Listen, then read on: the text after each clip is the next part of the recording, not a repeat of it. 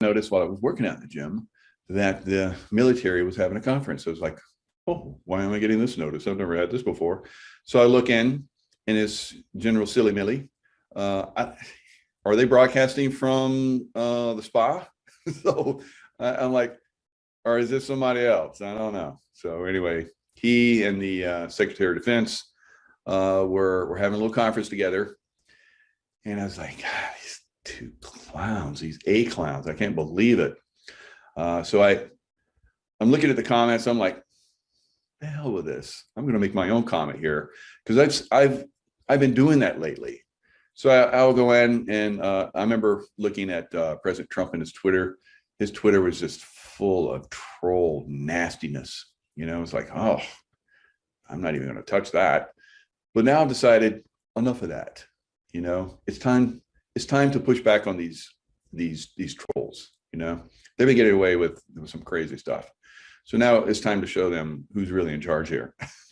And so I put something out. I was like, 24-year, Navy SEAL. I didn't say Navy SEAL, 24-year veteran. I didn't even say Navy SEAL. Didn't want to bring disparage on my other SEAL brothers and sisters, or no sisters yet, maybe. So I put something out that 24-year veteran. Okay, let me get it right. And these two A clowns. I even said that, A clowns for ass clown. And these two A clowns are the worst I've ever seen in my entire life. And then I got trolled them. Trolled them came in. So now I'm in a gun battle. So now I'm in a gun battle, and I'm blowing off heads, and they're hydras, coming out. It's like, oh man, this is gonna be a good one. And then it was a miracle. It was like, oh. Then people started coming in and hitting them, bam, bam, bam. It's like I had backup.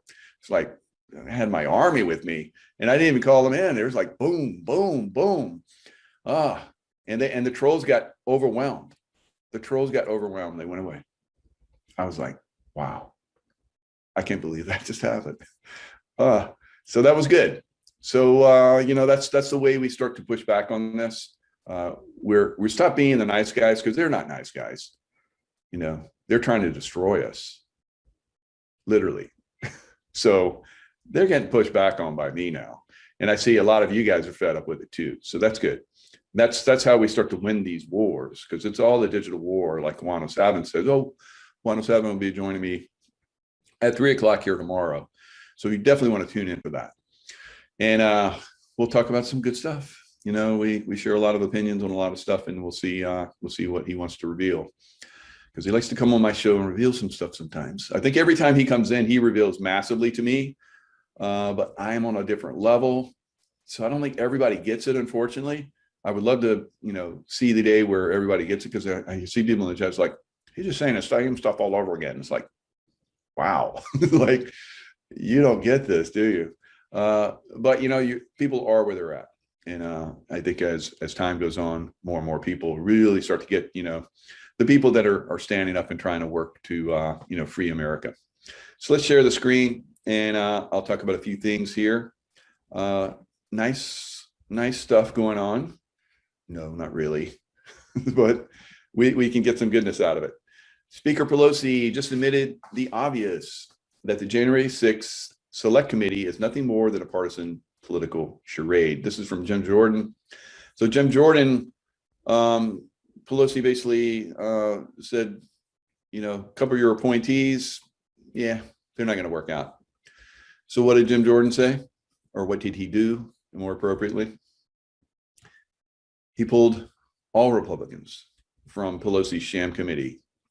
So this is how we win. They get nasty.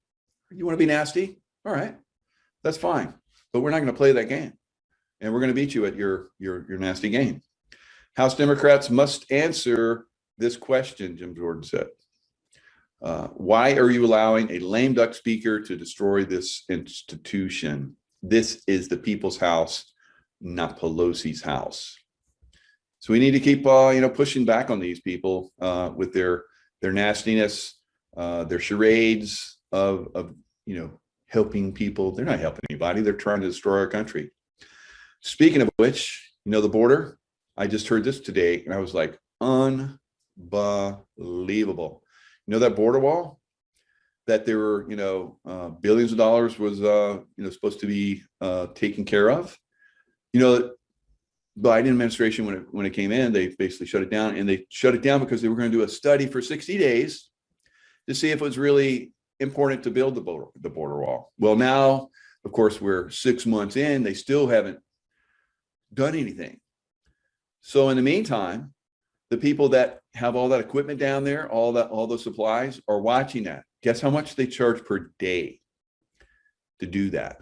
$3 million a day. So they're burning up that money that should have been used and would have been used to build that wall. Guess how much they burned through now? $2 billion. They're purposely burning that money down so there's nothing left, and so there won't be any money for that wall to be built. All right. So let's listen. More like a welfare state, I've got to tell you. But Senator, today you are releasing a major report on how the Biden administration has wasted $2 billion, taxpayer dollars, to pay Department of Defense contractors not to build the border wall. Tell us about it. That is correct. So when January the 20th came and Joe Biden came into office, he immediately said he's going to do a 60-day pause to be able to study the wall. At that point, he put all the contractors along the border area on standby, and he paused everything. We're now almost 125 days since that time period when the study was supposed to be complete. They still haven't finished the study. We're literally paying people $3 million a day now to watch the materials along the border area, though they're not installing it. They're just watching it. It is up to $2 billion that has been spent just this calendar year to not build the wall. So instead of actually just finishing construction, which was what the career professionals at DHS and President Trump was so clear about that we need to be able to do, instead of doing that, he's actually paying people to watch the materials, not build the wall, and we have wasted $2 billion that could have been used for our national security.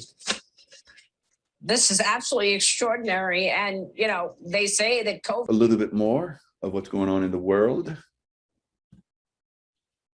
Larry Elder, love Larry Elder. I can't believe he made this. Larry Elder wins in court.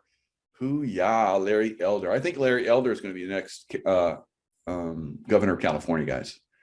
It looks really good for him. California must put him on the recall ballot. So he took it to court.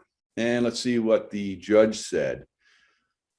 It says all the lawyers presented their case, and then the judge said, "I don't find the recall election is a direct primary election ballot. By reaching that finding, I don't find that Mr. Elder was required to file tax returns at all, but he did.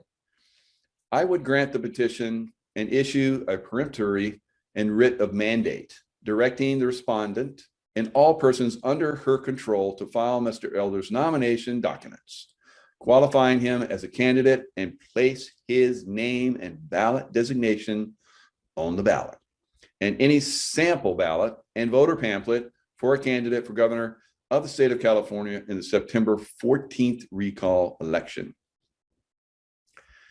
So I don't know that I might still be able to vote for that. So you have to be like a resident here in Florida for 6 months and 1 day.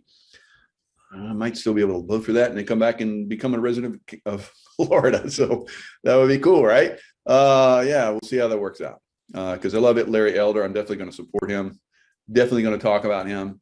Definitely probably send some money his way so we can, you know, push back against these horrible Democrats and trying to take away our rights, trying to destroy America. Coinbase. So you guys that took my advice and got into crypto are loving your daddy today. Your Doge daddy. I'm your Doge daddy. And Bitcoin up big today. Everything was up even more massively. It's pulled back just a little bit. It's taking a little, it's like running a race. You know, you sprint and then you kind of like pull back a little bit and then you sprint, then you pull back a little bit. So what we're seeing now is we're seeing a higher high and a higher low with a lot of these crypto. And Dogecoin is up very nicely today. I got a lot of Doge. I'm very happy. So remember what I said, dollar cost average in my Cardano ADA. is up nicely because I bought when it was really low. I was like, wow, boy, this is quite the bargain, or I'm going to lose everything. And, that's what happens. People, have the foresight to see that, and the foreskin to see that these things, will take the, route that most people wouldn't go down, kind of like becoming a Navy SEAL and CIA security officer. Not a lot of people do that stuff, but I always thought that, yeah, I was thinking I was going to do that as a little kid. And I didn't doubt myself. I just went and did it. It was amazing. I loved it. All right. So other things that are happening out there, let's see. Matic. I have Matic too. So Matic is up almost 30% today. So everything's turned around and it's gone very, very parabolic. Now I saw in my vision looking into the future for a bit, for not all of crypto really, a V-shaped bottom. So it's really going to take off. It's tested lows. It's bounced off lows. All of these. It's punched through different levels of resistance on the way up, several resistance levels, and now it's getting a little breathing room before I think it's gonna go higher. But then again, who knows? Maybe it'll go to zero. You never know. So you guys are kind of like on the fence and still don't know. It's tough. It's tough. I know. But if you're intuitive, it's not